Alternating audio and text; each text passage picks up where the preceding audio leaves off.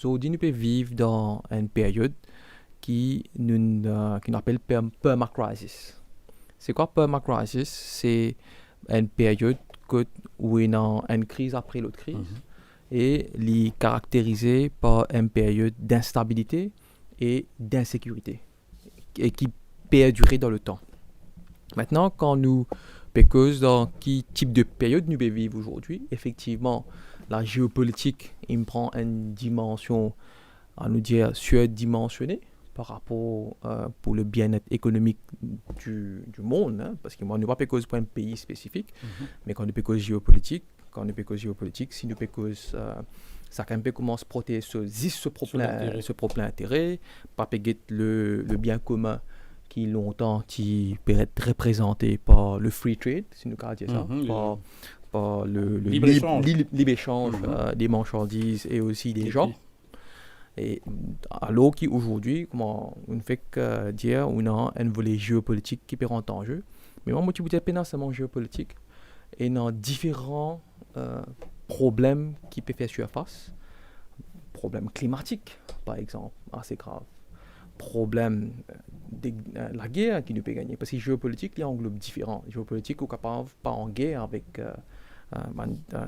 entre nous-mêmes.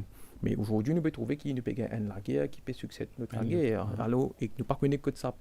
Jusqu'à côté ça pour aller, bien sûr, il y a une perte de vie qui est partie bizarre.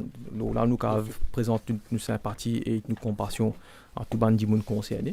Mais de l'autre côté, si nous revenons l'économie, tout ça, sa période de permacrisis qui nous peut faire face là, nous peut causer l'inflation, nous peut causer instabilité le niveau supply chain, ça veut dire nous pas connaître en termes de est-ce qu'il nous pourrait gagner comment dire une disruption dans le chaîne d'approvisionnement, qu'il impact ça pour une économie, nos capacités générées PIB, parce qu'il ne faut pas oublier que l'île Maurice aussi, nous vivons dans les mondes très interconnectés, nous classifions comme un pays qui est très ouvert, parce que la majorité c'est qui nous produit et nous exporter, et la majorité c'est qui nous consomme et nous importer. De ce fait, il fait qu'aujourd'hui, la géopolitique prend une dimension qui, je vous dire, pas sans précédent, mais qui est différent, complètement différent de ce qui nous habitué nous depuis la fin de la Deuxième Guerre mondiale, que nous avons une longue période de prospérité. Et nous avons aussi dire d'une certaine manière, il y a une crise, pas une récession, ça et là, mais une longue période de stabilité, de sécurité internationale. Et là, aujourd'hui, nous trouvons, comment on très bien dit Michael, on a différents intérêts qui peuvent faire surface, on a différents rapports de force, on a différentes perspectives de faire la chose, on a différentes perspectives, le problème climatique, on a différentes perspectives, la sécurité alimentaire. Ça fait qu'aujourd'hui, effectivement, nous pouvons vivre dans les mondes que les un peu plus difficile, moi je ne vais pas dire impossible, un peu plus difficile pour prédire ce qui peut arriver.